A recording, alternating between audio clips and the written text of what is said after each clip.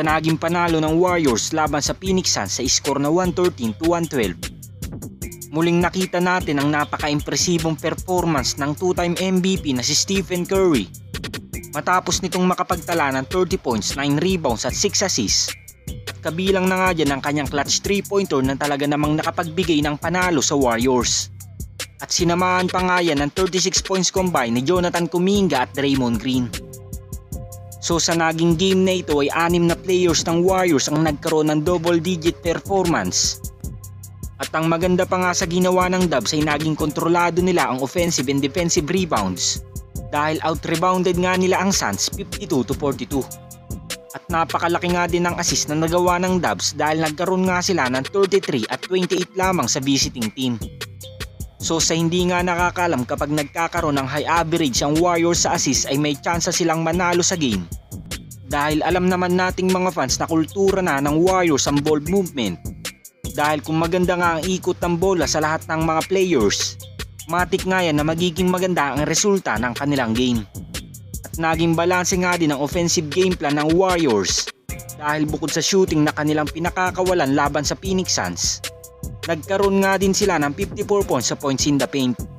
So ito nga rin na matagal-tagal ng problema ng Dubs bukod sa legit center. Dahil sa mga nakaraan nilang mga games ay halos umaasa nga lang sila sa kanilang outside shooting. At tila ba nalilimutan na nga rin nilang pumuntos sa pinta dahil sa pagiging desperado na nga nila noong tumira sa 3-point area.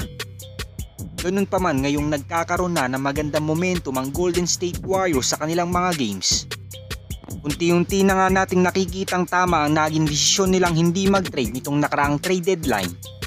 Dahil kitang-kita naman natin ngayon ang kanilang full potential as a team. Dahil kung pinoproblema nga nila noon na dapat magkaroon ng katulong si Steph sa kanilang team, ngayon nga hindi na ito kinakailangan pa.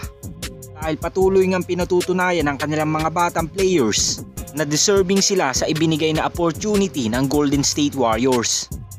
So overall performance ng Dubs sa game na ito ay wala na nga tayong masasabi pa. Dahil ipinaramdam nila sa game na ito na banta pa rin sila sa buong NBA. Dahil hindi nga natin maiisip na malalampaso ng Golden State Warriors ang Big 3 ng Phoenix Suns. At hindi nga rin basta-basta ang tinalo nilang team dahil pinangungunahan nga ito ni KD, Devin Booker at Bradley Beal. As of now sa naging panalo ng Warriors laban sa Suns, sila ngayon ay opisyal nang umangat sa number 10 spot ng buong Western Conference. At sinusundan na nga nila ang team ng Los Angeles Lakers. At posibleng ito na nga rin ang team na kanilang makakaharap sa play-in tournament dahil napakalayo pa nga nanghahabulin ng Lakers sa Dallas Mavericks.